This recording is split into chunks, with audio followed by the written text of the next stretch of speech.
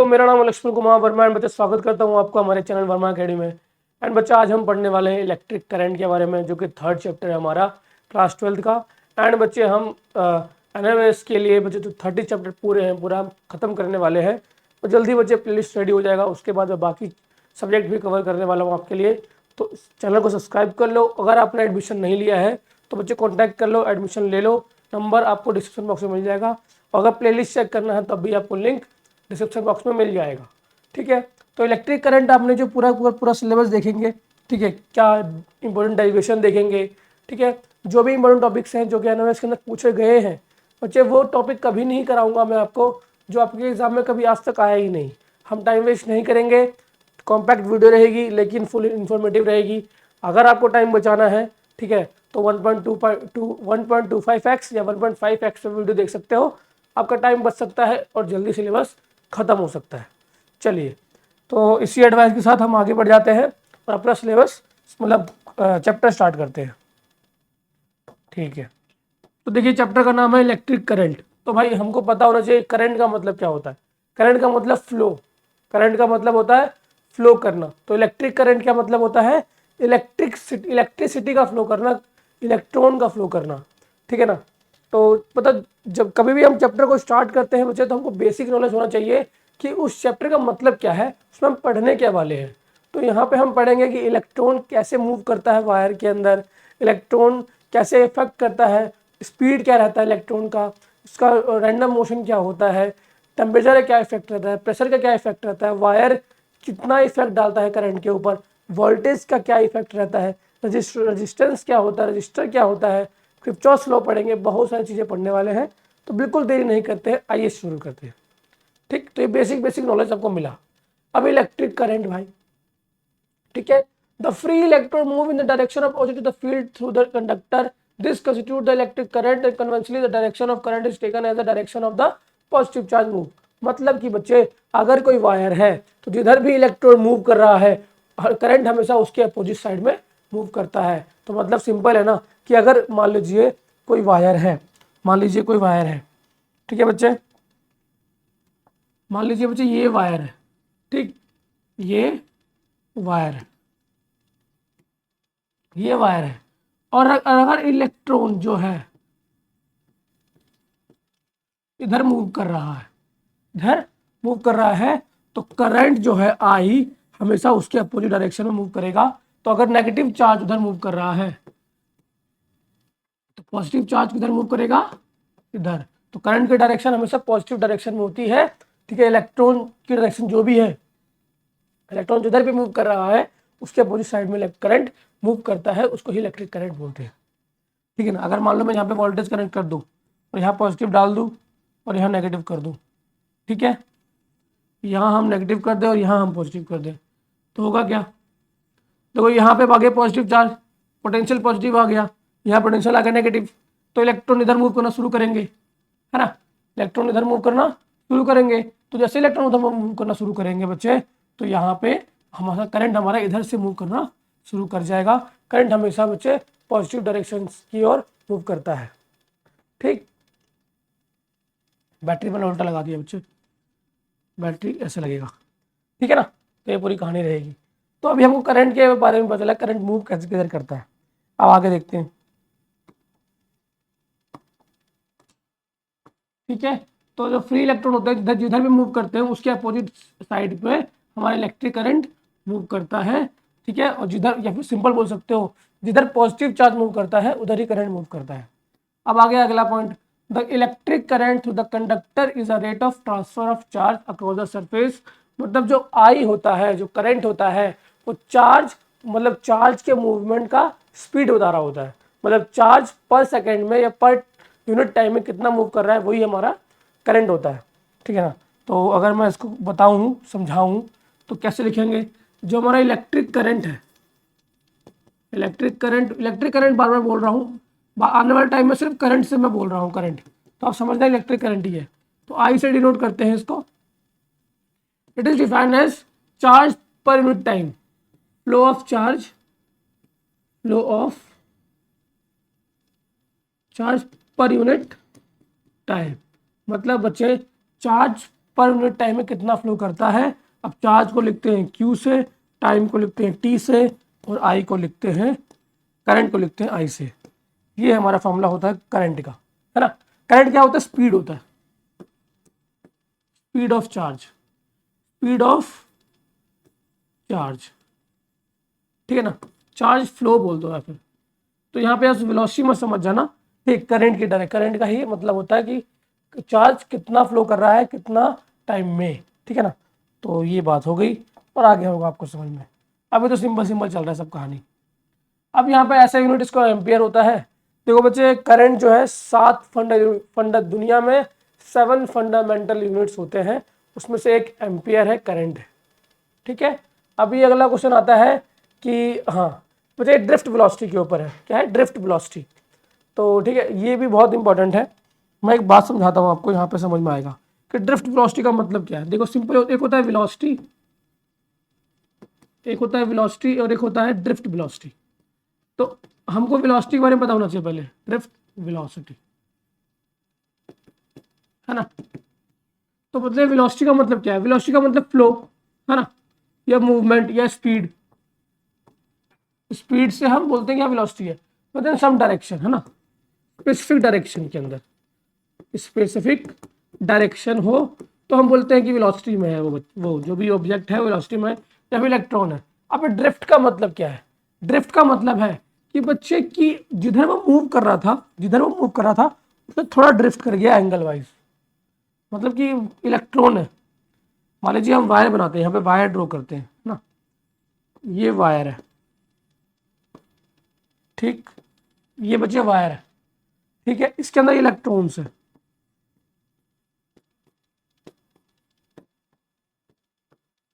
अब जो कंडक्टर के अंदर इलेक्ट्रॉन जो होता है फ्रीली मूव कर रहा होता है, चाहे आप चार्ज लगाओ या ना लगाओ, ठीक है ना। तो जनरली वो जिगजैग मोशन में होते हैं, यहाँ पे होते हैं जिगजैग मोशन के अंदर। तो थोड़ा हम इसकी डेंसिटी कम करते हैं कि थोड़ा हमारा डायग्राम सही बने। तो मान लीजिए इतने इलेक्ट्रॉन अवेलेबल हैं, या फिर थोड़ा और क्लियर करते हैं तो ज़्यादा समझ में आएगा आपको,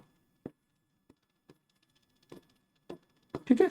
अभी क्या किया मैंने बच्चे, यहाँ पे पॉजिटिव चार्ज लगा दिया, मतलब बैटरी से कनेक्ट कर दिया, ठीक है। यहाँ 10 से पॉजिटिव आ गया, 10 से नेगेटिव आ गया, तो इलेक्ट्रॉन इधर मूव करना शुरू कर जाएगा, है ना। लेकिन इससे पहले भी इलेक्ट्रॉन मूव कर रहा था रैंडम मोशन के अंदर। तो मान लो ये इधर मूव कर रहा था, थोड़ा सा ड्रिफ्ट कर जाएगा इधर की ओर। अगर मैं आपको प्रॉपर समझाऊं कि अगर इलेक्ट्रॉन है बच्चे, ये इलेक्ट्रॉन है, अगर मान लो इधर मूव कर रहा था ये, तो थोड़ा सा ड्रिफ्ट करके इधर मूव करना शुरू कर जाएगा। अगर ये मान लो इधर मूव कर रहा था, थोड़ा सा ड्रिफ्ट करेगा, इधर मूव करना शुरू कर देगा। अगर मान लो ये इधर मूव कर रहा था, थोड़ा सा ड्रिफ्ट करके मुझे इधर मूव करना शुरू कर देगा। मतलब अपनी डायरेक्शन को चेंज कर लेगा। जो चेंज करेगा मैं उसको रेड से बना देता हूँ, ठीक है ना। ठीक, तो क्या किसने अपने अपनी डायरेक्शन को ड्रिफ्ट किया, मतलब एक पॉजिटिव इन्फ्लुएंस में आके अपनी डायरेक्शन को इसने चेंज कर लिया। उस चेंज के कारण इसकी एक नई वेलोसिटी डेवलप हुई, उसको बोलते हैं ड्रिफ्ट वेलोसिटी। और ड्रिफ्ट वेलोसिटी बच्चे एवरेज वेलोसिटी होती है। अगर मैं इसका प्रॉपर डायग्राम बनाऊं समझाने के लिए, तो कैसा डायग्राम बनता है कि मान लीजिए ये वायर है जो कि आफ्टर ड्रिफ्ट वेलोसिटी के कारण, ठीक है ना, ड्रिफ्ट वेलोसिटी के कारण हमने इसको पॉजिटिव से कनेक्ट कर दिया है। तो जितने भी इलेक्ट्रॉन्स हैं, जितने भी इलेक्ट्रॉन्स हैं, जितने भी इलेक्ट्रॉन्स हैं, ठीक है, इधर मूव करेंगे स्ट्रेटली, ऐसे ऐसे, ठीक, पॉजिटिव इधर नेगेटिव, समझ रहे, उसको बोलते हैं ड्रिफ्ट वेलोसिटी का डायग्राम है ये। अब ड्रिफ्ट वेलोसिटी निकालते कैसे, हमको ड्रिफ्ट वेलोसिटी समझ में आ गया है, ठीक है बच्चे। तो भाई वेलोसिटी पता होने के लिए हमें, जिसको हम वी से लिखते हैं, ठीक है, हमें वी से लिखते हैं, तो हमें कुछ चीज़ों की जानकारी होना चाहिए कि हमें नंबर ऑफ इलेक्ट्रॉन कितने हैं, ठीक है। तो मान लीजिए बच्चे n नंबर ऑफ इलेक्ट्रॉन्स है, ठीक है।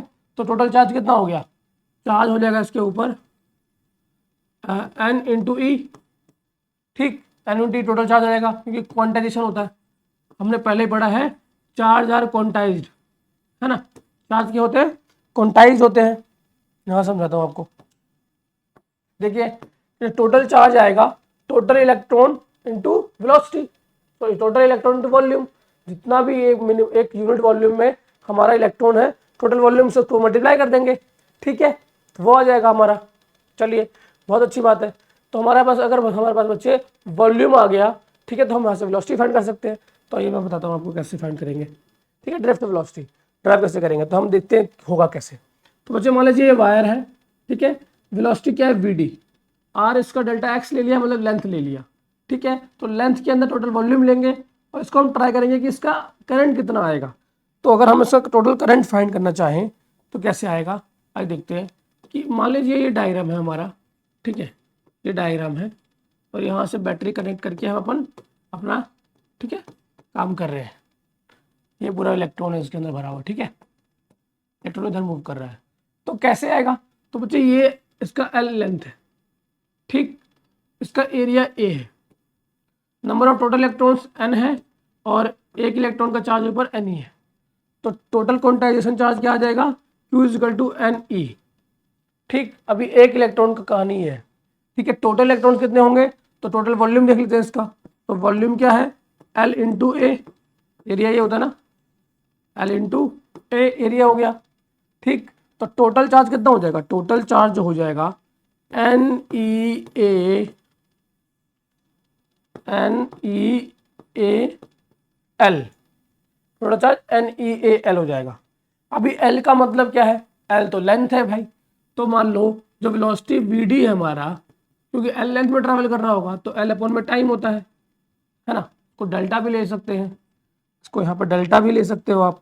तो यहाँ से डेल्टा जो क्यू आएगा एन ई ए, तो डेल्टा एल की वैल्यू क्या आएगी, डेल्टा एल जो हो जाएगा बच्चे V D into delta T. तो यहाँ से हो जाएगा वी, ये हो जाएगा वी डी डेल्टा टी। अगर हम डेल्टा टी को इधर डिवाइड करके लेके आए तो यहाँ से आ जाएगा बच्चे डेल्टा क्यू अपॉन में डेल्टा टी, और यहाँ पे लिखेंगे N E A V D. तो ये किसके बराबर होता है, ये आई के बराबर होता है, करंट। तो ये हमारा हो गया current N E A V D, ठीक है। वी डी हमारा ड्रिफ्ट वेलोसिटी है, क्या है बच्चे, वी डी हमारा ड्रिफ्ट वेलोसिटी है, वेलोसिटी। ये बच्चे एग्जाम में इंपॉर्टेंट है, डायरेक्टली पूछ लेते हैं कि ड्राइव करके बताओ कि टोटल करंट कितना होगा अगर कंडक्टिंग वायर है जो कि पोटेंशियल डिफरेंस के साथ है तो, ठीक है। यहाँ पे आपको वोल्टेज भी दे देगा, आपको चार्ज को दे देगा, और इसको आई आपको ऐसे करके निकालना पड़ेगा, ठीक है। आगे बढ़ जाते हैं, आगे समझ में। अब ओम्स लॉ भाई सिंपल कहता है बच्चे, ओम्स लॉ का मतलब होता है कि जो करंट है वो डायरेक्टली प्रोपोर्शनल होता है वोल्टेज के, जितना वोल्टेज बढ़ाएंगे उतना ही करंट आएगा, या फिर जो करंट है वो पोटेंशियल डिफरेंस के क्या होता है, डायरेक्टली प्रोपोर्शनल होता है। जितना पोटेंशियल डिफरेंस बढ़ाओगे, जितना वोल्टेज बढ़ाओगे उतना ही करंट इंक्रीज होता है, और जितना ही घटाओगे उतना ही करंट डिक्रीज होता है। एक बात से समझते हैं इसको हम लिखते हैं, अगर हम इसको यहाँ लिखें तो इसको अगर हम यहाँ लिखें,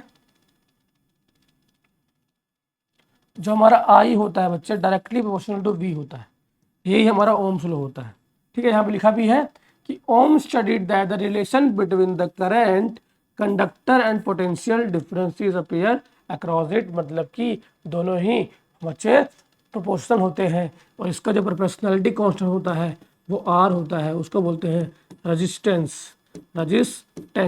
और रेजिस्टेंस सिंपल है, जो करंट को फ्लो करने से रोकता है उसको रेजिस्टेंस कहते हैं।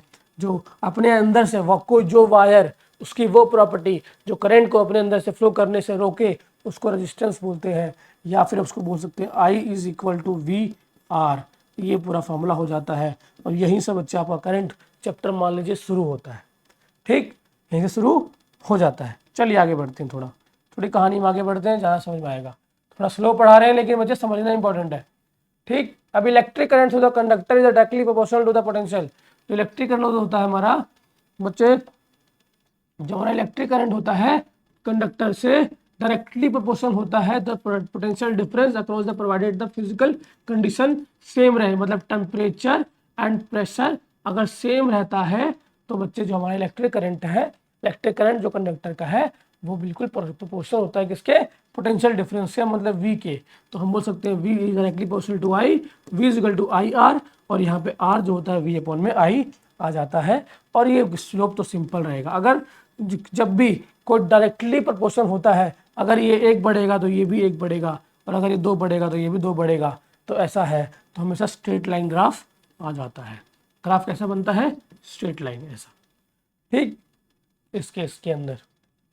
और मान लीजिए 1/r अगर ऐसा है तो ग्राफ तब भी ऐसा ही बढ़ता है, ठीक है ना। तो ये पूरी कहानी रहती है। आई होप समझ में आया है, और उसमें समझने जैसा कुछ है भी नहीं, क्योंकि क्लास 7th का कहानी है ये। ऐसा यूनिट क्या होता है भाई रेजिस्टेंस का, तो ओम्स होता है। ऐसा यूनिट्स ओम्स होता है, इसको ऐसे बनाते हैं, ठीक। अभी भाई रेजिस्टेंस रजिस्टिविटी, मतलब कि resistivity is a property of a material you can resist, ठीक है। रेजिस्टेंस क्या है, किसी प्रॉपर्टी का कितना रेजिस्टेंस है, मतलब 5 ओम 10 ओम ये है, ठीक है। तो V/R, अगर V/I जो हमारा 5 ओम आया, मतलब 5 ओम की उसकी रेजिस्टेंस है। तो किसी ऑब्जेक्ट की ऐसी प्रॉपर्टी, ठीक है, जो कि कंडक्टिविटी की बचे, वो रेसिप्रोकल, कंडक्टिविटी रेसिप्रोकल रजिस्टिविटी होती है। और जितना ज़्यादा कंडक्टिविटी है रजिस्टिविटी उतनी ही कम होगी, और रजिस्टिविटी जितना ज़्यादा है कंडक्टिविटी उतनी ही कम होगी। मतलब अगर कंडक्ट आसानी से कर रहा है तो रजिस्टेंस है ही नहीं, और रेजिस्टेंस बहुत ज़्यादा है तो कंडक्शन करेगा ही नहीं। इंसुलेटर का रजिस्टिविटी बहुत ज़्यादा होता है, रेजिस्टेंस बहुत ज़्यादा होता है, कंडक्शन वो करता नहीं है। सिंपल सी कहानी है, ठीक है। तो जो रेजिस्टेंस हमारा होता है लेंथ के डायरेक्टली प्रोपोर्शनल होता है और एरिया के इन्वर्सली प्रोपोर्शनल होता है। मैं समझाता हूँ कहानी कैसे। देखो बच्चे, अगर लेंथ ज़्यादा बड़ा है, जितना ज़्यादा बड़ा है, ठीक है, रेजिस्टेंस उतना ही बड़ा होगा, ज़्यादा होगा, है ना, क्योंकि फिर करंट को ज़्यादा मूव करना पड़ रहा है, ठीक है ना, फिर हीटिंग इफेक्ट भी आता है उसके कारण। अभी एरिया बड़ा है तो करंट आसानी से फ्लो करेगा, क्योंकि एरिया बड़ा होगा तो इलेक्ट्रॉन आपस में टकराएंगे नहीं तो आसानी से मूवमेंट शुरू रहेगा और आसानी से चल जाएंगे, ठीक है। तो एरिया अगर बड़ा रहेगा तो बच्चे रेजिस्टेंस बहुत छोटा हो जाएगा और हमारा करंट आसानी से फ्लो कर जाएगा, ठीक। तो हम ऐसे लिखते हैं R directly proportional to L और इन्वर्सली प्रोपोर्शनल टू A, मतलब एरिया। तो R is equal to rho L/A, और रो क्या है, रेजिस्टिविटी। रो क्या होता है, रो हम बताओ रेजिस्टिविटी,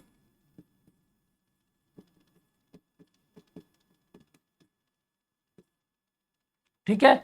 अब rho is a constant material at the constant temperature, it's called the specific resistance और रेजिस्टिविटी ऑफ अ मटेरियल, ठीक है। अब रेजिस्टिविटी का मतलब क्या है, ठीक है। तो हम बात समझते हैं यहाँ पे कि अगर 1 मीटर लेंथ का कोई वायर है, 1 मीटर लेंथ का वायर है, 1 मीटर स्क्वायर उसका एरिया है, रेजिस्टिविटी हमारा R ओम्स मीटर है। तो बच्चे the resistivity of the material is the resistance offered by the wire length and the metre area, मतलब कि एक हमारा ओम मीटर आ जाएगा। सिंपल है बच्चे कि अगर R मैं बता रहा हूँ, रो जो है, अगर L हमारा 1 मीटर है, A हमारा क्या है 1 मीटर स्क्वायर, और तो हमारा अगर R को लिख दिया जाए, रो का क्या बोला इसने, क्या है, ठीक है, कि इसने R ओम मीटर है, ठीक है। अगर मैं इसे प्रॉपर बनाऊं तो R ओम मीटर है तो L अपॉन में A आ जाएगा। तो यहाँ से सिंपल आप बता सकते हो, मतलब स्टेटमेंट एक रेडी कर सकते हो। तो रेजिस्टिविटी का जो हमारा, तो हमारा रो जो है, रो का हमारा ऐसा यूनिट क्या बन जाएगा, तो रो का ऐसा यूनिट बनेगा हमारा कि R/A अपॉन में L, है ना। तो ये ओम आ जाएगा, ये मीटर स्क्वायर आ जाएगा, अपॉन में मीटर आ जाएगा, मीटर से मीटर कट जाएगा, ओम मीटर हमारा इसका क्या आ जाएगा मुझे ऐसा यूनिट, ठीक है ना। रेजिस्टिविटी का ऐसा यूनिट ओम मीटर आ जाएगा। मतलब ये सब अब बहुत ज़्यादा इजी है, ठीक है ना। ये क्लास 10 तक तो हमने ये सब पढ़ लिया था, ठीक है ना। शायद रेजिस्टिविटी नहीं पढ़ा होगा आपने, तो कोई दिक्कत नहीं है, लेकिन आसान है। Resistivity is a inversal proportional of the conductivity, जितना कंडक्टिविटी ज़्यादा होगा रेजिस्टिविटी उतनी ही कम होगी, ठीक है ना। दोनों इन्वर्सली प्रोपोर्शनल होते हैं। तो सिग्मा इज इक्वल टू 1/रो, सिग्मा इज इक्वल टू 1/रो। अब आ जाता है बच्चे, अब इसका बच्चे ओम, ठीक है, जो रेजिस्टिविटी का है उसका अपोजिट कर दो, ठीक है ना। तो आपका ये कंडक्टिविटी का आ जाता है। अब ग्रुपिंग ऑफ रजिस्टर्स, तो रजिस्टर्स को ग्रुप कैसे करते हैं, तो पहले चैप्टर हमने पढ़ा था कि कैपेसिटर का ग्रुपिंग कैसे करते हैं, पैरेलल में, सीरीज में। तो यहाँ भी बच्चे रजिस्टर की ग्रुपिंग पैरेलल में और सीरीज में होती है। अब पैरेलल कॉम्बिनेशन कैसा होता है, तो resistor in the series by joining them the end to end such as the same current passes through the all resistor, मतलब ऑल रजिस्टर से अगर सीरीज में कनेक्ट कर दिया जाए तो सेम करंट हर रजिस्टर से फ्लो करता है, लेकिन वोल्टेज डिफरेंस होता है ना।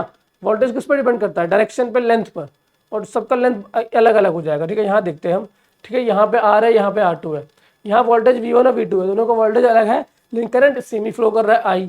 ठीक है, तो इस केस के अंदर जो हमारा R टोटल R होता है R1 plus R2 plus R3 plus R4 plus Rn के बराबर हो जाता है। ठीक है, पैरेलल कॉम्बिनेशन में क्या होता है, जो टोटल R होता है वो 1/R is equal to 1/R1 plus 1/R2 plus 1/R3, क्योंकि यहाँ पे potential difference is always same, बस करंट अलग अलग फ्लो करता है I1 I2 और I3।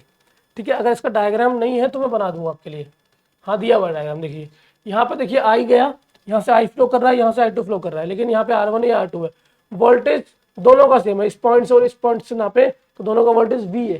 ठीक है ना, तो इस केस में बच्चे जो आपका टोटल R आता है वो यहाँ लिखा है R equivalent is equal to 1/R is equal to 1/R1 R1 plus 1/R2 plus 1/R3 and so on. ठीक है, तो ये आपका रेजिस्टिविटी आ जाता है, रेजिस्टेंस आ जाता है। एग्जाम में भाई देखो, वैसे तो क्लास 10th में आपने पढ़ लिया था, ठीक है, तो अगर आ जाएगा तो लिख दोगे आसानी से, तो अगर लेकिन मैक्सिमम चांसेस है कि नहीं आता है, इतना ईजी नहीं पूछेंगे आपसे। ठीक है ना, क्योंकि बच्चे अभी जो चैप्टर के अंदर किरचॉफ लॉ है उसके ऊपर आपके न्यूमेरिकल आ जाते हैं। ठीक है, या फिर मैं जो ड्रिफ्ट वेलोसिटी बताया उसके ऊपर सवाल पूछ जाता है। ठीक है, तो पैरेलल कॉम्बिनेशन देख लिया हमने। हाँ, अब टेम्परेचर, यहाँ पे क्या लिखा है, टाइप ऑफ रजिस्टर। तो रजिस्टर कितने प्रकार के होते हैं, तो कार्बन रजिस्टर और वायर बाउंड रजिस्टर। ठीक है, रजिस्टर एग्जाम में तो नहीं आता बच्चे, लेकिन इसका ना रजिस्टर का यूज बहुत है, रजिस्टर का यूज बहुत किया जाता है चार्जर बनाने के अंदर। मतलब कि जब आप अगर लैब वगैरह में आप गए होंगे एग्जाम में, ठीक है, कभी जब CBSE में पढ़ते होंगे तो, या फिर आपने NMS का PCB क्लास लिया होगा तो उन्होंने अगर दिखाया है आपको, तो वहाँ पे ना रजिस्टर आप क्या कहते हैं चेंज भी कर सकते हो, एक्सपेरिमेंट कराया जाता है। तो अगर आपने एक्सपेरिमेंट किया है तो आपको काफ़ी नॉलेज होगा रजिस्टर के बारे में। रजिस्टर का यूज़ बच्चे मैक्सिमम अप्लायंस के अंदर किया जाता है करंट को कंट्रोल करने के लिए। रजिस्टर का इस्तेमाल करंट को कंट्रोल करने के लिए किया जाता है। मान लो कि मुझे 220 वोल्ट का करंट आ रहा है, लेकिन मेरे मोबाइल में तो सिर्फ बच्चे चाहिए 5 वोल्ट का करंट है ना, तो मैं कैसे कंट्रोल करूँगा, तो मैं ऐसा रजिस्टर लगाऊंगा, इतना रजिस्टर का कॉम्बिनेशन बनाऊंगा कि मुझे इनपुट तो 220 वोल्ट मिले, लेकिन आउटपुट मुझे सिर्फ 5 वोल्ट मिल जाए। ठीक है ना, तो रजिस्टर का काम ये होता है। आपके चार्जर वगैरह में यही जगह लगाता है, चार्ज में, लाइट में, आपके फ़ोन को चार्ज करने के लिए देखो 220 वोल्ट से डायरेक्टली 5 वोल्ट में आ जाता है, और 0.5 एम्पियर में आपका या फिर 1 एम्पियर में आपका फ़ोन चार्ज हो जाता है। तो सब रजिस्टर के कारण ऐसा हो रहा होता है। अब temperature difference of the resistance. ठीक है, अब रेजिस्टेंस के कारण टेम्परेचर डिफरेंस देखो बच्चे, किसी ऑब्जेक्ट का, किसी वायर का रेजिस्टेंस ज़्यादा है, ठीक है, तो रेजिस्टेंस ज़्यादा है मतलब को वो रोक रहा है करंट को मूव करने से, तो कहीं ना कहीं वहाँ पे हीटिंग इफेक्ट जनरेट होती है, टेम्परेचर चेंज होता है। ठीक, कभी इसलिए तुम देखते हो कि कभी कभी पतली वायर जो होती है, जब शॉर्ट सर्किट लगता है या फिर जब ज़्यादा करंट फ्लो कर जाता है, ज़्यादा वोल्टेज आ जाता है, तो वो ब्रेक हो जाता है, जल जाता है। ठीक है ना, ट्रांसफार्मर ब्लास्ट हो जाता है, जल जाता है। तो ऐसा इसलिए होता है बच्चे, क्योंकि वहाँ पे क्या हो रहा है, ऐसा वहाँ पे इसलिए ऐसा हो रहा है क्योंकि वहाँ टेम्परेचर इंक्रीज हो जाता है, हीटिंग इफेक्ट जनरेट होता है। ठीक है ना, तो यहाँ पे देखते हैं the resistivity of conductor depend on the temperature. Resistivity temperature पे डिपेंड करता है। The most metal the resistivity of increase with the temperature. तो जितने मेटल के अंदर रेजिस्टिविटी बढ़ जाती है टेम्परेचर बढ़ने से, चेंज इन द, देखो अब देखो यार, तुम सोच रहे हो टेम्परेचर बढ़ाने पर रेजिस्टिविटी क्यों बढ़ रही है, तो मैं समझाता हूँ तुमको। जब भी हम टेम्परेचर बढ़ा रहे हैं, मान लीजिए कंडक्टर ये है, ठीक है ना, कंडक्टर का एक पार्ट है, मतलब कि वायर का एक पार्ट है, ठीक है, वायर का एक पार्ट है। अभी मैंने टेम्परेचर क्या कर दिया, बढ़ा दिया इसका टेम्परेचर, इसका T जो है बहुत ज़्यादा इंक्रीज हो गया है। अभी इलेक्ट्रॉन इसके रैंडम मोशन में थे, ऐसे ऐसे ऐसे ऐसे बहुत सारे इलेक्ट्रॉन, तो आपस में टकरा रहे थे जब टेम्परेचर कम था, तो है ना, आपस में टक्कर खा रहे थे। लेकिन जैसे मैंने टेम्परेचर बढ़ाया, इलेक्ट्रॉन के पास एनर्जी बढ़ गई, है ना, अब बहुत जल्दी से टकराएंगे, बहुत ज़्यादा टकराएंगे। जब ज़्यादा टकराएंगे बच्चे, तो उनका जो मूवमेंट रहेगा वो कम जाएगा, ठीक है, तो वो करंट को कम फ्लो करेंगे। अब इलेक्ट्रॉन को चाहिए पॉजिटिव की ओर मूव करना चाहिए, ठीक है ना, तो पॉजिटिव की ओर ना मूव करके आपस में ही टकराए जा रहे हैं, आपस में ही, ठीक है, कोलिजन उनका हो रहा है, आपस में ही कोलिजन उनका हुए जा रहा है। तो वो आगे कैसे मूव करेंगे ना, तो आगे वो कम मूव करके वो कोलिजन ज़्यादा कर रहे होते हैं, इसके कारण उनकी रजिस्टिविटी बढ़ जाती है टेम्परेचर को बढ़ाने पे, टेम्परेचर के बढ़ने पे। इसलिए आपके टीवी में ऐड भी आता होगा कि हमारा वायर बहुत कम हीट होता है, हैवेल्स का वायर लो, इसका वायर लो, कि कम हीट होता है, और कम हीट रहेगा तो रजिस्टिविटी कम कम आएगी, रेजिस्टेंस कम आएगा, उसके कारण करंट आसानी से फ्लो कर जाएगा। ठीक है ना, तो ये पूरी कहानी रहती है। हाँ, वेयर रो, तो ऐसे ही बच्चे, ठीक है। तो यहाँ पे बता रखा है कि कैसे टेम्परेचर इफेक्ट डालता है हमारा रजिस्टिविटी के ऊपर, रो के ऊपर।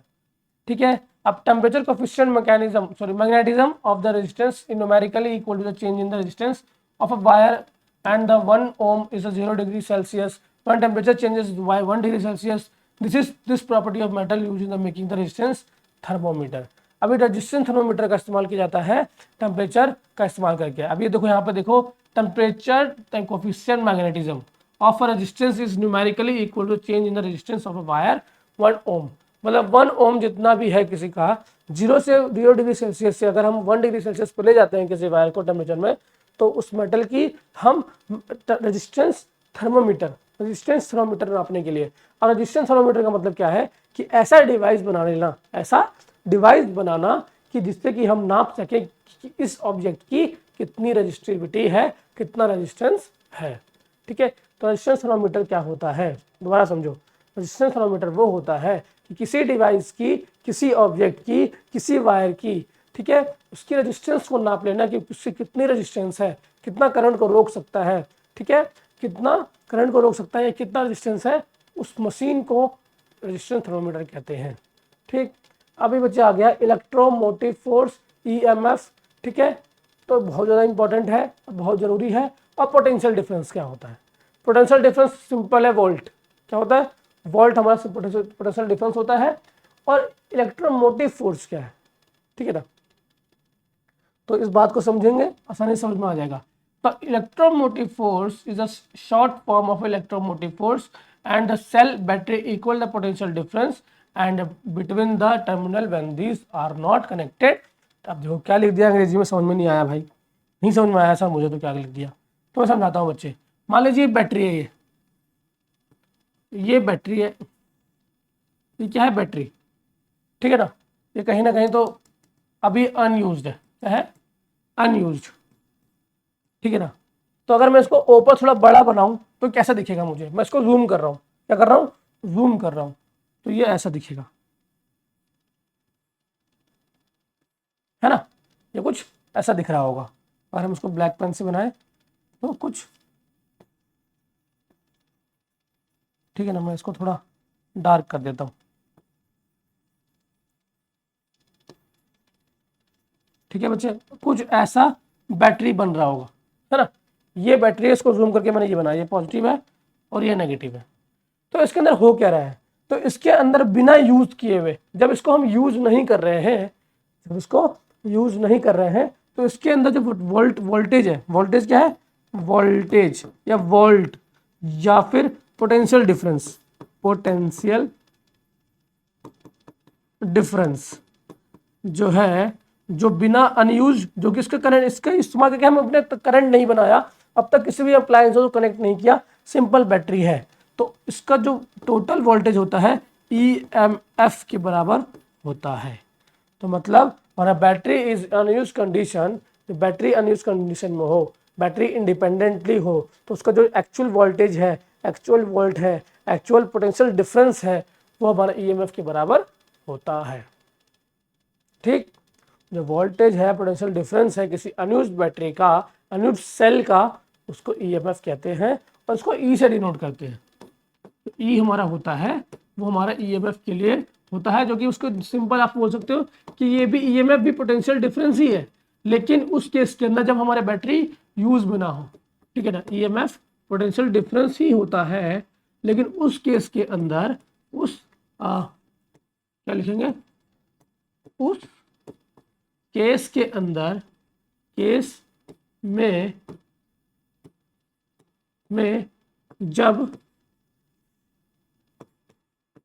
जब बैटरी या फिर सेल हमारा यूज्ड में ना हो, यूज्ड में ना हो। ठीक है, तो ऐसे केस के अंदर हमारा को, इसको हम ईएमएफ कहते हैं, ईएमएफ कहते हैं। ठीक है, तो ईएमएफ आपको समझ में आया?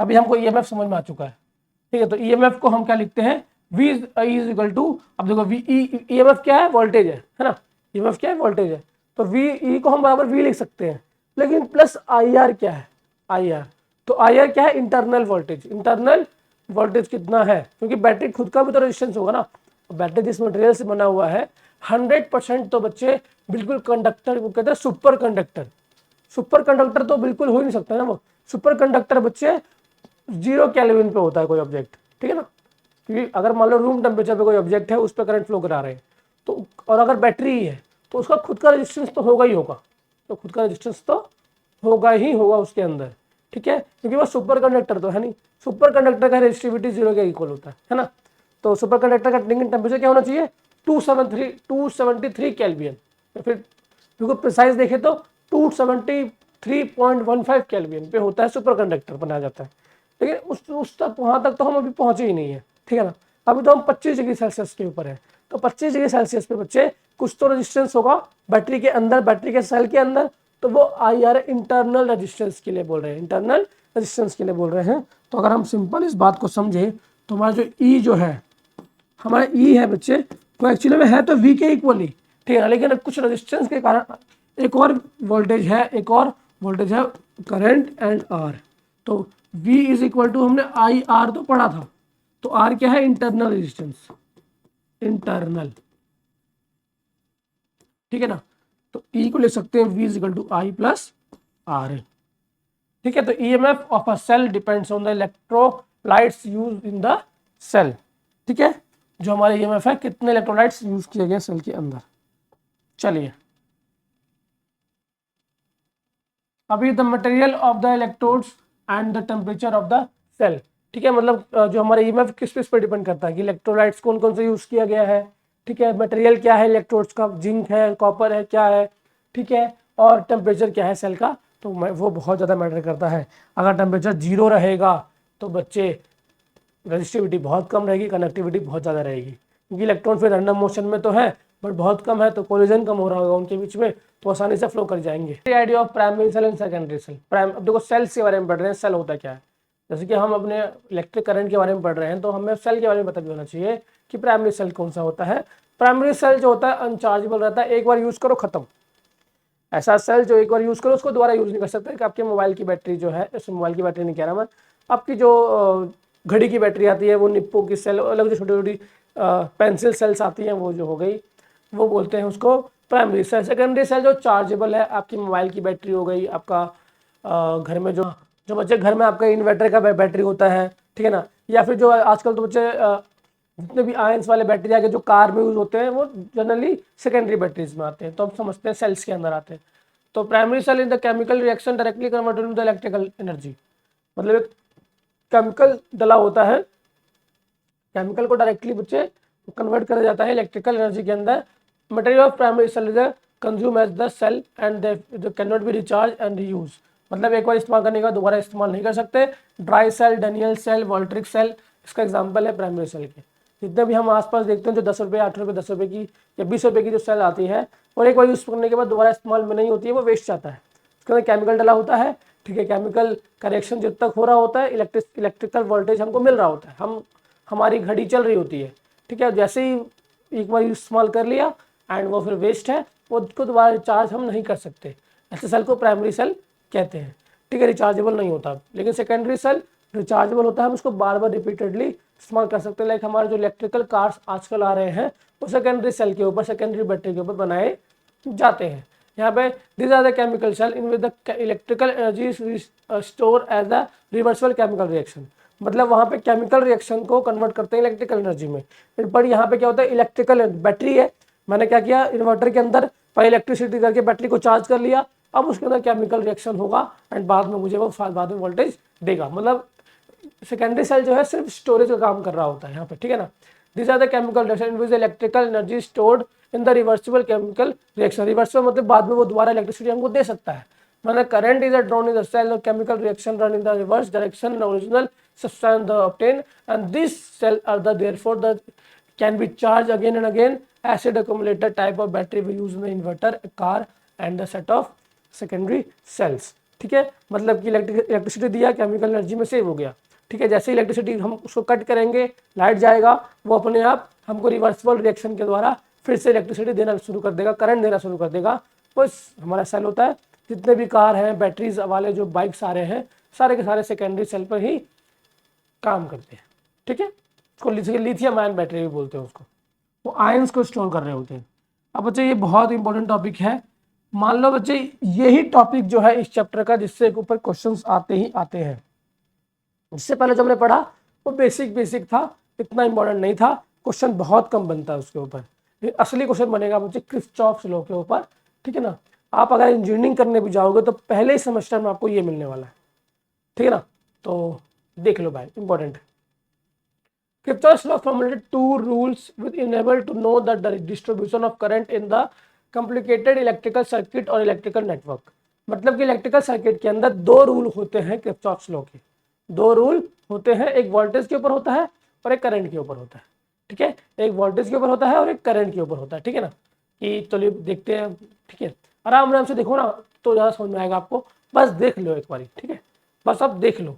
तो दो तरीके का होता है, पहला इलेक्ट्रिकल करंट या इलेक्ट्रिकल नेटवर्क द्वारा इसको हम डिफाइन कर रहे होते हैं। पहला किरचॉफ्स लॉ का first law, junction rule. Junction rule मतलब कि एक पॉइंट से, मान लीजिए बच्चे मेरा हाथ है, अब यहाँ से करंट मूव कर रहा है एंड 5 भागों में डिवाइड हुआ, यहाँ से यहाँ से यहाँ से यहाँ से यहाँ से। तो मान लीजिए यहाँ से आई गया, I1 में डिवाइड हुआ I2 I3 I4 I5।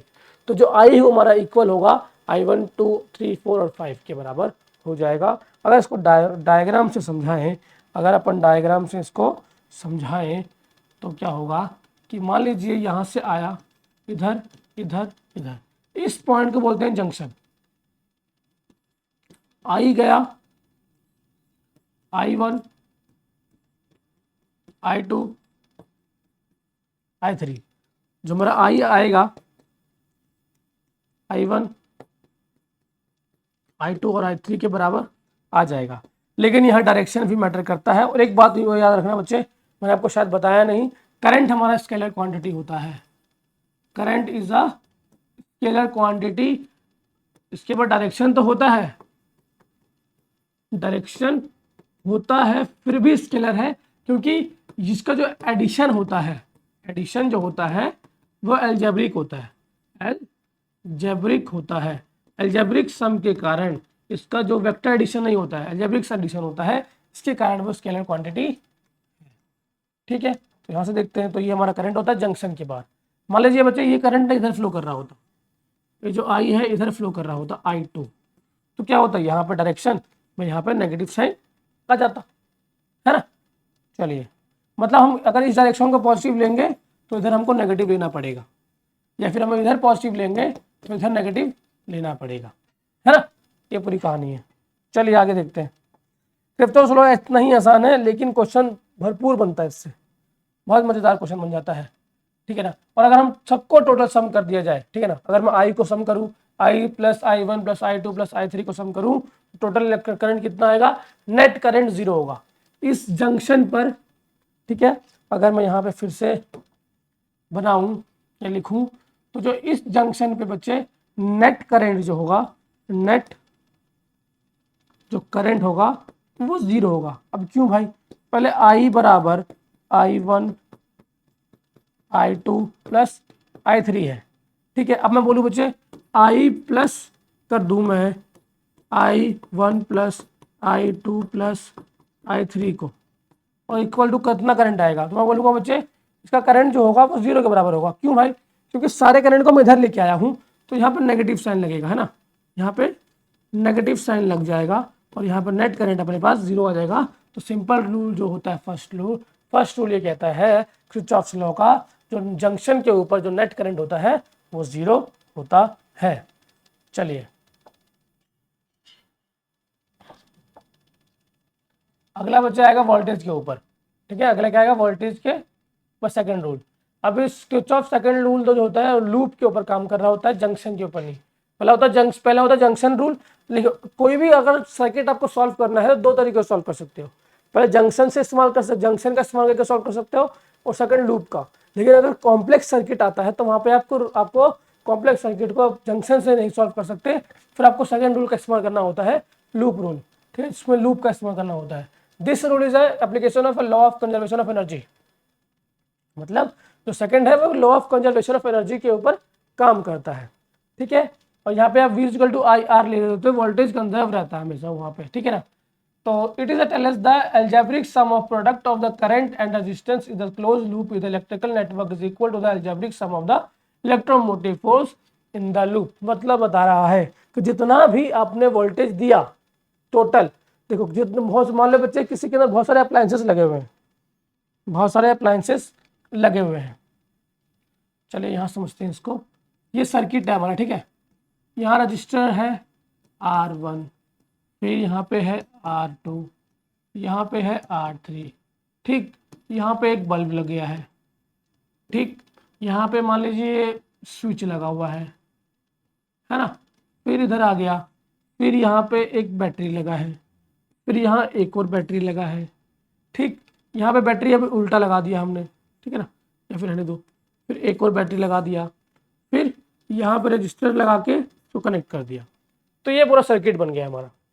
तो जो इसका टोटल वोल्टेज होगा यहाँ से लेकर यहाँ तक, है ना, तो टोटल क्या है वोल्टेज, वोल्टेज जो है ये करंट कनेक्ट नहीं कर रहे, ठीक है ना बच्चे, तो सोचो करंट कर दिया मैंने, कनेक्ट कर दिया, कनेक्ट नहीं किया है, तो वह जो टोटल वोल्टेज जो है इसका बच्चे वो कंजर्व रहने वाला है। क्यों भाई, इसने जो इस्तेमाल किया, इसने जो इस्तेमाल किया, इसने जो इस्तेमाल किया, इसने जो इस्तेमाल किया, इसने जो इस्तेमाल किया, ठीक है, इस पूरे वायर ने इस्तेमाल किया, उस सब जब सबका वोल्टेज ई के बराबर ही आएगा, जो कि EMF है, EMF है। मैंने बताया था EMF क्या होता है, इलेक्ट्रोमोटिव फोर्स होता है, जिसके अंदर टोटल वोल्टेज जो होता है कंजर्व रहता है। ठीक है, जब हमारा बैटरी इस्तेमाल में नहीं है, ठीक है, जो फिर इस्तेमाल आता है तो उसको हम बोलते हैं, मान लो ये V1 है, ये V2 है और ये V3 है, लेकिन यहाँ से लेकर यहाँ तक EMF के बराबर है ना, ये ठीक है ना, तो ये पूरी कहानी है। तो ये हमेशा कंजर्व रहेगी, चाहे बल्ब जितना भी चला दो, स्विच बंद कर दोगे, तो EMF ऑलवेज सेम रहने वाला है, EMF हमेशा सेम रहने वाला है। इसी रूल का इस्तेमाल करके, इसी प्रॉपर्टी का इस्तेमाल करके किरचॉफ सेकंड रूल बनाया गया, उसको लूप रूल बोलते हैं। तो अगर मान लो बच्चे इसको चाहे एंटी क्लॉकवाइज घुमा लो, चाहे एंटी क्लॉकवाइज देख लो, अभी कैसे मान लो जो हमें उसको देख रहे हैं क्लॉकवाइज, तो पहले हमारा जो V1 ऐड होगा, फिर V2 ऐड होगा, फिर V3 ऐड होगा, ठीक है, फिर V3 ऐड होगा, फिर V equal to I R, मान लीजिए यहाँ से I मूव कर रहा है ना, तो I R1 plus I R2 plus I R3, ये सब जो हमारा है किसको इक्वल आएगा, E के बराबर आ जाएगा। ठीक है, सो हमारा E के बराबर आएगा और हमेशा ही ऐसे होने वाला है, इसी को कहते हैं किरचॉफ सेकंड लॉ। ठीक है, हमारा जो नेट आई आर होगा, नेट ई के बराबर होगा, जो टोटल अलजेब्रिक सम होगा आई आर का, वो टोटल अलजेब्रिक सम ऑफ ई के बराबर हो जाएगा। इस सर्किट को आप सॉल्व कर सकते हैं जैसे कि अभी मैंने आपको बताया। अभी आता है बच्चे व्हीटस्टोन ब्रिज, इसके ऊपर भी क्वेश्चन आता है, इसका तो डायरेक्टली डेरिवेशन ही पूछ लेते हैं, इसका बच्चा डायरेक्टली आपको डेरिवेशन ही पूछ लिया जाता है। इसका डायग्राम बनाना बहुत इंपॉर्टेंट है। डायग्राम देखो, ये बच्चा रियोस्टेट्स है, यहाँ से इसका मतलब क्या है, इसका मतलब है कि आप अपना रेजिस्टेंस चेंज कर रहे हो मूव करके, ठीक है, रेजिस्टेंस चेंज कर रहे हो मूव करके। तो इस डायग्राम के अंदर P/R P/Q होता है और R/S हमारा होता है, ठीक है, ये इक्वल रेशो में होते हैं। तो it is the arrangement of a 4 register, 4 register का अरेंजमेंट होता है, जो कि सिंपल है, बता रहे हैं हमको बच्चे, हमको मेजरमेंट करने के लिए इसको यूज करते हैं। Can be use to measure the one of the 3, ठीक है ना, मतलब कि 4 में से 3 आपको दिया होगा, 4 में से 3 आपको रजिस्टर दिया होगा, एक रजिस्टर आपको फाइंड करना होगा, ठीक है, एक रजिस्टर आपको फाइंड करना होगा। मान लीजिए, ठीक है ना, मान लीजिए P ये है, ये Q है, ये R दिया, ये S दिया हुआ है, तो हमारा P/Q होता है, R/S होता है।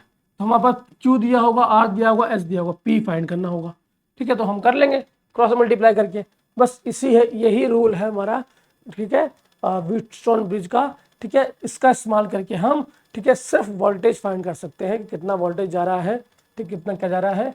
और यहाँ पे 4 रजिस्टर लगे हुए हैं इस अरेंजमेंट में। ये डायग्राम आपको बनाना आना चाहिए, सिर्फ प्रैक्टिस करना है। अब बनता कैसे है भाई डायग्राम, तो देखिए मैं बताता हूँ कैसे बनाना है आपको। ठीक है, ठीक, अगर आपको ये डायग्राम बनाना है, ठीक, तो ठीक सिंपल ऐसे ही रहता है। ठीक, तो यहाँ से क्या है, बैटरी कनेक्ट कर दिया आपने। ठीक है, यहाँ से हाँ, यहाँ पे आपको वो भी लगाना पड़ेगा ना, चेंज वाला। ठीक, यहाँ पे आप वोल्ट मीटर लगा दोगे, कहीं आप स्विच लगा दो, बस ये आपका बन गया। ये मान लीजिए P है, ये Q है, ये R है, ये S है। ठीक, तो इसका जो किरचॉफ लॉ होता है P/Q R/S। 3 रजिस्टेंस दिया होगा, चौथा फाइंड करना होगा, इसको कहते हैं बिट्स्टोन ब्रिज। ठीक है, आगे बढ़ जाए। चलिए बच्चे, आप पोटेंशियल मीटर क्या है, तो जब पोटेंशियल जो नापता है, जो वोल्टेज नापता है, वो पोटेंशियल मीटर है। वोल्ट मीटर ही पोटेंशियल मीटर होता है। ठीक है, जो कि सिर्फ और सिर्फ मुझे क्या करता है, पोटेंशियल नाप रहा होता है। ठीक है ना, अभी देखते हैं क्या कहता है। Potential meter can also use for the measurement of internal resistance of a cell, the current flowing of a circuit and the comparison of resistance. Measurement of the potential have the following advantage. अभी potential meter का क्या फायदा होता है, इसको बनाते कैसे हैं, ठीक है, ये सब इसका इस्तेमाल करते हैं। और एग्जाम में बच्चे कभी कभार आपको ना ड्रॉ करने के लिए भी आ जाता है कि पोटेंशियल मीटर ड्रॉ करो और उसका एडवांटेज लिख के बताओ, तो आप लिख दोगे आसानी से। ठीक है, कैसे लिखोगे देखो जरा। पोटेंशियल मीटर बस सेम एज आपका कैसे दिख रहा होता है, बिल्कुल दिखता है आपका व्हीटस्टोन ब्रिज का। व्हीटस्टोन जो ब्रिज होता है आपका सेम वैसे ही दिख रहा होता है। मैंने कहा था बच्चे व्हीटस्टोन का ब्रिज का इस्तेमाल करके आप वोल्टेज फाइंड कर सकते हो, पोटेंशियल फाइंड कर सकते हो किसी भी रजिस्टर का। ठीक है, when the potential meter is balanced, no current is drawn in the circuit on which the measurement of the made। मतलब कि जहाँ पे मेजरमेंट अगर बैलेंस हमारा रहेगा, ठीक है, करंट फ्लो नहीं कर रहा है, तभी हमको आसानी से सर्किट के अंदर मेजरमेंट कर सकते हैं। It is produce no change in condition the circuit which has connected. मतलब कोई चेंज नहीं आता सर्किट के अंदर, ठीक है ना। ठीक है, सर्किट के अंदर कोई भी चीज नहीं लाएगा, ये सिर्फ मेजरमेंट का काम कर रहा होता है। It make use a null method of the measurement and the galvanometer use need not to the calibrated. जो गैल्वेनोमीटर यूज होता है, जो हमारा गैल्वेनोमीटर क्या नापता है, वोल्टेज नाप रहा होता है। ठीक है, जो ठीक है बच्चे, तो वो कैलिब्रेट नहीं होता है, मतलब वो अफेक्ट नहीं हो रहा होता है। आप इतना याद रखो कि वोल्ट मीटर का या फिर बच्चे पोटेंशियल मीटर का इस्तेमाल वोल्टेज नापने के लिए इस्तेमाल किया जाता है, कि आप किसी भी का वोल्टेज नाप सकते हो। ये किसी बोल देंगे R1, मान लीजिए R1 है, R है, Q है, P है, S है, ठीक है, या P है, R है, ठीक है। तो इस रजिस्टेंस के लिए इसका खुद का वोल्टेज क्या होगा, खुद का पोटेंशियल डिफरेंस क्या होगा, पोटेंशियल डिफरेंस फाइंड करने के लिए होता है ना। तो ये पूरी कहानी होती है। अब comparison of EMF of a two cell. अब टू सेल बच्चे, ये जो है बच्चे, ये दोनों ही डायग्राम इंपॉर्टेंट है, लेकिन एग्जाम में नहीं पूछते। दोनों ही डायग्राम इंपॉर्टेंट, लेकिन एग्जाम में नहीं पूछते। तो ये इंपॉर्टेंट क्यों है, ये इंपॉर्टेंट तब है बच्चे जब आप प्रैक्टिकल एग्जाम देने जाते हो। प्रैक्टिकल एग्जाम में बच्चे ये दोनों प्रैक्टिकल तो आपके आते ही आते हैं, आपसे पूछा ही जाता है। ठीक है, तो आपको ये पता ही होना चाहिए कि आपका ये डायग्राम ये है, सेकंड डायग्राम ये है, एंड बच्चे E1 अपॉन में E2 equal to L1 upon में L2 होता है। ठीक है, ये लेंथ है कि मान लीजिए, अब बच्चे इसके लिए ना आपको ऐसे समझाना, ठीक है, थोड़ा अलग रहेगा। अगर इसको आप प्रैक्टिकली समझो तो ठीक है, मान लीजिए अगर 100 सेंटीमीटर का लेंथ है, वायर है, ठीक है, 100 सेंटीमीटर का, ठीक है ना। अगर डायग्राम से देखा समझा जाए, ठीक है, तो मान लीजिए बच्चे 100 सेंटीमीटर का वायर है यहाँ से, तो अगर आपने वोल्ट मीटर का, ठीक है, यहाँ रख दिया पॉइंट, और ये मान लीजिए 1 से लेकर 100 तक है, 100 सेंटीमीटर है, ठीक है। तो इस पॉइंट L1 से लेकर ये L2 है, ये L1 है, यहाँ से लेकर ये L1 और यहाँ से लेकर ये L2 है, ठीक है। तो इस पॉइंट पर क्या वोल्टेज आएगा, फिर अगर हम इसको शिफ्ट करके यहाँ लिख दें तो क्या वोल्टेज आएगा। तो बच्चे ऐसा करके इसको कैलकुलेट किया जाता है एंड फिर इसको वैल्यू देखा जाता है। और यहाँ से आप कैसे करेंगे, तो आप लैब में ये सब कर सकते हो, ठीक है, आसानी से आपको ज़्यादा समझ में आएगा। ठीक है, जो मैं बच्चे मेन टॉपिक है जो आपके एग्जाम में आ सकता है, आता है, वो मैं आपको बता रहा हूँ। ठीक है, अब ड्रिफ्ट वेलोसिटी ऑफ इलेक्ट्रॉन, ये मोस्ट इंपॉर्टेंट है। वीडियो के स्टार्टिंग में ही, चैप्टर के स्टार्टिंग में ये मैं आपको करा चुका था कि करंट कैसे फाइंड कर रहे होते हैं किसी कंडक्टिंग वायर के अंदर। वहाँ पे VD भी आया था, ड्रिफ्ट वेलोसिटी भी आया था, ठीक है, वहाँ से आप देख सकते हैं। बाकी मैं आपको एक बेसिक भी बता देता हूँ। देखो जो हमारा वायर है करंट जिगजैग मोशन के अंदर है, ऐसे मूव कर रहा है ना। देखो यहाँ पे एक दिख रहा होगा, एक लाइन जो है बिल्कुल एग्जैक्ट डार्क लाइन है और एक शेडेड लाइन है, तो ड्रिफ्ट वेलोसिटी मैंने आपको पहले भी समझा दिया वैसे तो, मैं आपको यहाँ दोबारा समझा देता हूँ। मान लीजिए बच्चे ये इलेक्ट्रॉन है, जिगजैग मोशन में है,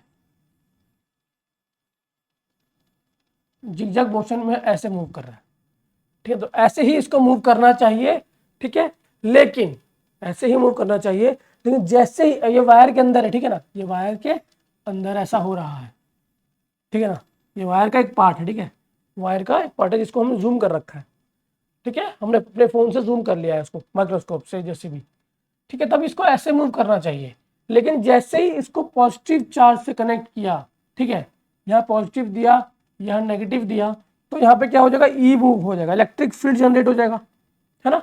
अब इलेक्ट्रिक फील्ड के कारण बच्चे ये जो इसका जो पाथ है वो थोड़ा ड्रिफ्ट हो जाएगा, थोड़ा चेंज हो जाएगा।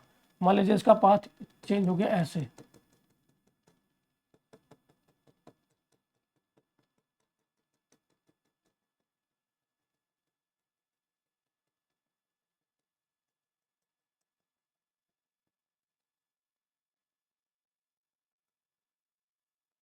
ठीक है, तो थोड़ा उसके पाथ में चेंज आ गया, इस चेंज को ही बच्चे ड्रिफ्ट बोलते हैं। तो पहले बात, इसके पास खुद की एक वेलोसिटी है, ठीक, हमने उसके ऊपर बैटरी लगा दिया, वोल्टेज लगा दिया, उस वोल्टेज के कारण इसकी वेलोसिटी में कुछ चेंज आया, डायरेक्शन में चेंज आया, उसको बोलते हैं ड्रिफ्ट वेलोसिटी।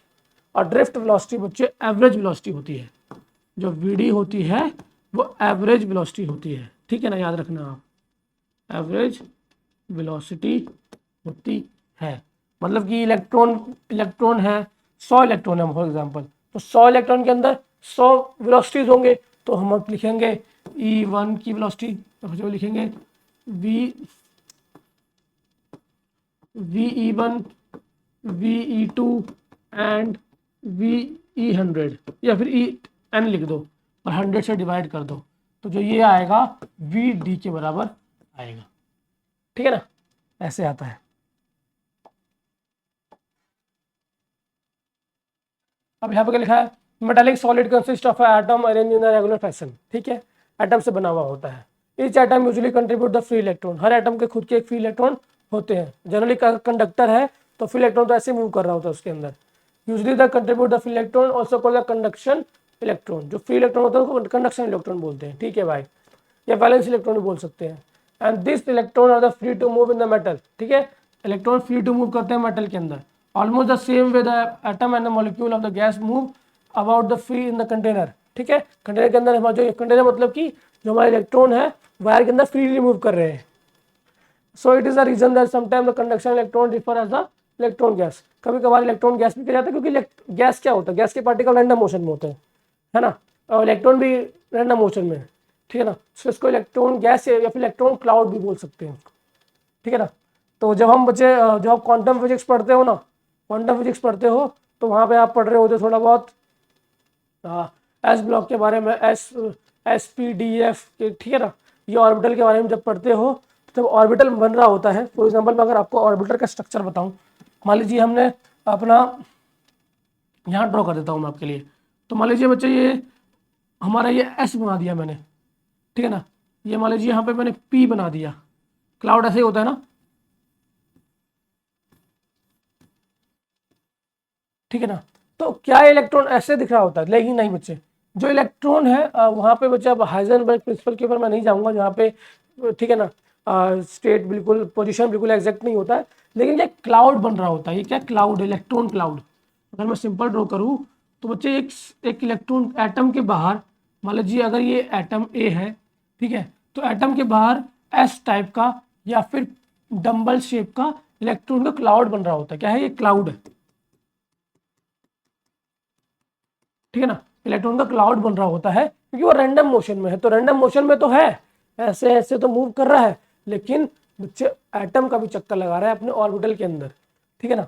तो ये पूरी कहानी रहती है, लेकिन कुछ इलेक्ट्रॉन फ्री भी होते हैं, ठीक है ना, अपने ऑर्बिटल से फ्री भी रहते हैं, लेकिन वो चक्कर फिर भी लगा रहे होते हैं, ठीक है ना, उसको बोलते हैं इलेक्ट्रॉन गैस या फिर इलेक्ट्रॉन क्लाउड। तो यहाँ से हमने बताया था आई हमारा एनी ए वी डी आया था, ठीक है। हाँ, अब जो यहाँ पे टाउ लिखा हुआ है, टाउ अगर यहाँ पे दिया है तो यहाँ पे शायद नहीं दिया हुआ है, मैं समझा देता हूँ, ठीक है। मैं समझा देता हूँ कि टाउ होता क्या है। कि बच्चे जब कोलिजन एक एटम के अंदर या फिर मेटल के अंदर इलेक्ट्रॉन कोलाइड कर रहे होते हैं, मतलब एक इलेक्ट्रॉन ने कोलाइड किया फिर दूसरी बार कोलाइड किया, तो पहले कोलाइड और सेकंड कोलाइड के बीच में, फर्स्ट कोलिजन और सेकंड कोलिजन के बीच में जो टाइम इंटरवल है उसको कहते हैं रिलैक्सेशन टाइम, उसको टाउ से लिखते हैं। इसे लिखते हैं टाउ से लिखते हैं, उसको कहते हैं रिलैक्सेशन टाइम। तो आई इज इक्वल टू हमारा होता है एन स्क्वायर ए अपॉन में वी और एम अपॉन में एम और एल, ठीक है। और v बाई आई हमारा आ जाता है यार। तो सिंपल बच्चे मैं आपको डेरिवेशन करा चुका हूँ स्टार्टिंग में, आप जाकर देख सकते हैं, ठीक है। और यहाँ पे सिर्फ फॉर्मूला लिखा हुआ है। अभी power consume and the electrical circuit, कि पावर कितना कंज्यूम होता है, तो बच्चे हीटिंग इफेक्ट, ठीक है, वी आई, ठीक है, वी आई या फिर आई स्क्वायर आर, इसके ऊपर बच्चे डायरेक्टली क्वेश्चन आता है, ठीक है, इस फॉर्मूले के ऊपर। मैं यहाँ पर क्लियर लिख दूँ आपके लिए, जो पावर होता है वोल्टेज इंटू आई या फिर आई स्क्वायर आर या फिर वी स्क्वायर आर के बराबर होता है। मतलब इस केस के अंदर अगर पावर कैलकुलेट करना होगा और अगर आपको वी दिया है आई दिया है तो मल्टीप्लाई कर दो, आई दिया आर दिया मल्टी स्क्वायर करके मल्टीप्लाई कर दो, वी दिया आर दिया स्क्वायर करो और मल्टीप्लाई करके सॉल्व कर लो। तो बच्चे इसका मतलब सिंपल है कि जब वायर से करंट मूव करता है तो कुछ ना कुछ पावर कंज्यूम हो जाता है रेजिस्टेंस के ऊपर में, और रेजिस्टेंस क्या करता है, हीटिंग इफेक्ट देता है और वहां से एनर्जी लॉस होती है। कितनी लॉस होती है तो आप मल्टीप्लाई करके देख लोगे, ठीक है ना। तो electrical power is the loss in the conductor the heat के इफेक्ट में, इसको जूल हीट बोलते हैं। The heat produce in the proportional to the square of current resistance of a conduction, मतलब सोच सकते हो जो हीट जनरेट हो रहा है आई के प्रोपोर्शनल है, फिर आई स्क्वायर के प्रोपोर्शनल है और वोल्टेज के भी प्रोपोर्शनल होता है, और रेजिस्टेंस के बच्चे इन्वर्सली प्रोपोर्शनल होता है। ऐसे आप कैलकुलेट कर सकते हैं। और आई होप बच्चे चैप्टर भी खत्म हो चुका है हमारा, ठीक है, चैप्टर हमारा खत्म हो गया है और समझ में भी आ गया होगा। तो देखो पहला क्वेश्चन भी दिया है, resistance of a wire varies inversely proportional to the, ठीक है, इनवर्सली किस पे डिपेंड करता है, ठीक है, एरिया से इनवर्सली होता है, ठीक है ना। तो आप बता सकते हैं इसका एरिया आएगा पहले का आंसर, ठीक है, यहाँ पे लिखा भी ए, ठीक। तो बच्चे कुछ क्वेश्चंस है, यहाँ पे क्वेश्चंस आप स्क्रीनशॉट लो जल्दी जल्दी, ठीक, और ये बच्चे क्वेश्चन है, ठीक है। अब बच्चे कुछ इंपॉर्टेंट क्वेश्चंस है, इंपॉर्टेंट टॉपिक्स मैंने करा दिए हैं, चैप्टर हमारा कंप्लीट हो गया है और आई होप आपको समझ में भी आ गया होगा। कुछ अगर समझ में नहीं आया बच्चे दोबारा देख सकते हो, लेकिन अगर आपने देखा है, ठीक है, ध्यान से देखा है तो आपको मैक्सिमम टॉपिक समझ में आ गया होगा। करंट बच्चे इतना ही था इस चैप्टर के अंदर, मतलब करंट कह रहा हूँ, इस करंट चैप्टर के अंदर इतना ही टॉपिक था, ठीक है बच्चे। वीडियो में इतना ही था। आपको वीडियो में कुछ भी अच्छा लगा हो वीडियो को लाइक करना बच्चे, और चैनल को सब्सक्राइब भी कर लो। बाकी बोलते मिलता हूँ नेक्स्ट वीडियो में, तब तक के लिए बच्चे जय हिंद बच्चे।